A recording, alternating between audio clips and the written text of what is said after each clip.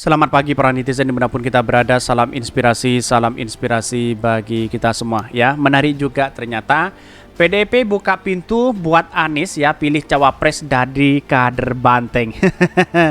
Tapi tidak menjadi masalah begitu kan, bisa saja begitu kan. Ya kader itu adalah kader PDIP yang kemudian menjadi cawapres Anies Baswedan. Bisa saja seperti itu begitu. Siapakah mereka? Ya bisa yang masuk dalam bursa itu bisa saja Puan, bisa saja yang lain di situ begitu kan. Tetapi ini menarik begitu kan. Tetapi saya rasa kalau memang kader Banteng ya, lalu kemudian menjadi cawapres Anies Baswedan, itu langkah yang luar biasa begitu ya. Kenapa PDIP bisa mengatakan ada pintu begitu ya buat Anies Baswedan pilih cawapres dari kader Banteng? Ada apa begitu kan? Jangan-jangan ya selama ini banyak yang kecewa kepada Pak Ganjar, bisa saja seperti itu begitu kan. Saya rasa dari dulu mengatakan bahwa Puan itu ya bisa saja cocok menjadi cawapres Anies Baswedan begitu ya. Karena Terah Soekarno di situ masuk begitu. Bagaimana jadinya kalau seumpama ya Puan Maharani masuk ya sebagai wakil dari Anies Baswedan, apakah PDIP akan pecah sana sini begitu? Itu yang saya lihat begitu kan.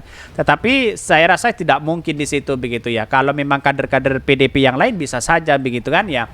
Tetapi mari kita baca terlebih dahulu komentar-komentar netizen seperti ini. Ini ya komentar-komentar netizen ya, PDIP buka pintu buat Anies ya pilih cawapres dari kader Banteng. Ini banyak sekali, banyak yang tidak suka juga begitu. Haha, mantap ini ya, bravo, hebat, strategi langkah catur Bu Banteng pastinya ya. Sama saja menyatukan nasi dengan ini. Pada akhirnya tak ada orang yang tertarik kalau Anies memilih cawapres dari kandang Banteng. Iya, bisa saja seperti itu. Orang mengatakan akan golput dan sebagainya. Saya rasa golput itu tidak baik kepada bangsa kita. Kalau kita dihadapkan dengan sesuatu, maka kita harus memilih begitu kan, sesuai dengan hati nurani masing-masing begitu. Tapi kita lihat saja yang namanya golput itu tidak baik kepada demokrasi kita begitu, apalagi demokrasi modern begitu kan. Lebih baik kita memilih yang diinginkan begitu. PDIP gagal melakukan kaderisasi sehingga terpaksa yang mengemis kepada tokoh yang tidak punya partai. Jika berwatak ya feudalistik ya, dulu banyak kader yang hebat tapi tersingkir seperti almarhum Sopian dan Eros Jarot ya. Bahkan kasihan para buzzer ya, Banteng ya udah capek-capek teriak-teriak dan menjelek-jelekan Pak Anies Baswedan. Itulah ya pada hakikatnya kalau memang ini terjadi, polarisasi yang dibangun mereka pasti tidak ada begitu. Lebih banyak mendukung kepada Pak Prabowo begitu ya. Bahkan ya daripada milih dari kandang Banteng, yang mending dari kandang-kandang yang lain ya. Banteng suka nyeruduk. Ini banyak sekali pro dan kontra begitu. Tetapi banyak sekali kalau kita melihat gagasan dari Anies Baswedan disatukan dengan Puan, bisa saja dalam politik itu terjadi. Tapi saya rasa tidak mungkin hari ini begitu ya. Menghibur sekali pernyataan ini ketika hidup lagi melehoi-lehoinya dan angin seger menerpa, semoga nggak menjadikan badai besar. Kritikan yang luar biasa begitu ya ini. Segala tipu daya mereka kerahkan untuk menggagalkan Pak Anies Baswedan ya, nggak nawar-mawar ini, nggak nawar-nawarin ini. Kalau kader ya ini belum puas kemarin pilihannya seperti dipermalukan sebagai petugas partai. Sekarang ya dipersilakan jagoan partai lain buat milih pendamping dari partainya. Ya yang namanya strategi politik dan komunikasi politik kita harus bangun begitu ya. Gimmick kita begitu. Jadi artinya apa? Artinya bisa saja ini bagian dari dari jebakan ya, bisa saja di situ begitu kan, agar tidak fokus lagi di koalisi perubahan begitu ya. Ya biar ada fokus ke arah yang mana begitu kan. Padahal ya satu cawapres itu sudah ada di kantong Anies Baswedan begitu ya. Kita lihat saja nanti begitu apakah ini benar Puan Maharani atau siapa begitu ya. Tetapi saya rasa tidak mungkin di situ begitu ya. Bahkan banyak kritikan dari netizen, tetapi mari kita baca terlebih dahulu beritanya seperti ini. Ini ya beritanya, ini agak menarik begitu. PDIP buka pintu buat Anies pilih cawapres dari kader Banteng ya. Siapakah mereka begitu ya? DPP PDIP Perjuangan membuka pintu ya buat bakal capres di koalisi perubahan untuk persatuan. Anies Baswedan ya memilih pendampingnya di Pilpres di 2024 dari kader PDIP. Lantas bagaimana dengan yang lain begitu kan? Ketua DPP PDIP Said Abdullah menyatakan partainya tidak mempersoalkan jika Anies Baswedan memasukkan nama kader PDIP sebagai kandidat bakal cawapres. Kok bisa mengatakan seperti itu begitu kan? Ya bisa saja nanti kena teguran begitu ya. Ya pada hakikatnya kan gimmick seperti itu kan perlu juga sebagai komunikasi untuk memecah belah strategi orang begitu kan ya.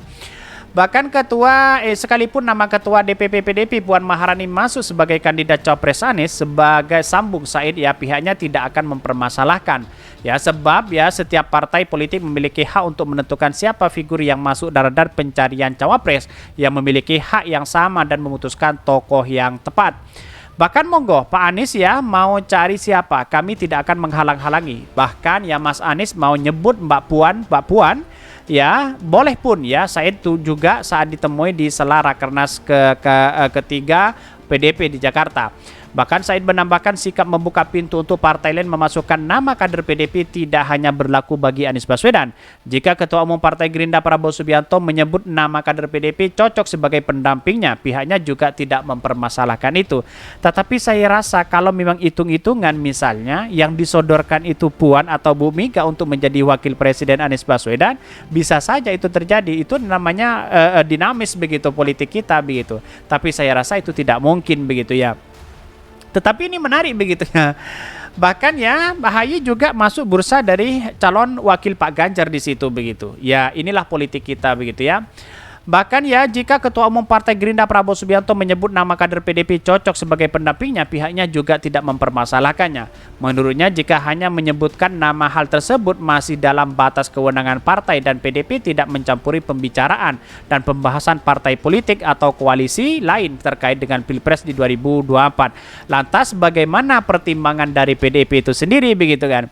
Bahkan ya lebih lanjut Said menjelaskan DPP PDP tidak main-main dalam mencari kandidat yang cocok menjadi pasangan Ganjar Pranowo di Pilpres di 2024. Padahal AHY juga masuk di situ begitu ya. Bahkan sejumlah nama yang masuk sebagai baca pres Ganjar pastinya melalui ya penyaringan dan pertimbangan secara ketat ya.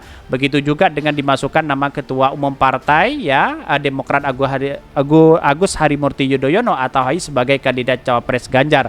Bahkan salah satu pertimbangan PDP memasukkan nama AHY bukan berarti untuk menghancurkan komposisi anggota koalisi pendukung. Ia menegaskan DPP PDP tidak memiliki niat untuk menjegal tokoh yang ingin maju di Pilpres di 2024, apalagi merusak koalisi yang terbangun untuk mendukung pihaknya tertentu sebagai bakal capres. Artinya kalau ini ada begitu ya, ada kader PDP yang kemudian masuk di situ, ya apakah ini menjadi gimana begitu ya kepada partai PDP pasti ya ada pecah di situ begitu kan kalau Mbak Puan itu ya menjadi wakilnya Anies Baswedan. Tetapi yang namanya politik kita itu kan dinamis begitu ya.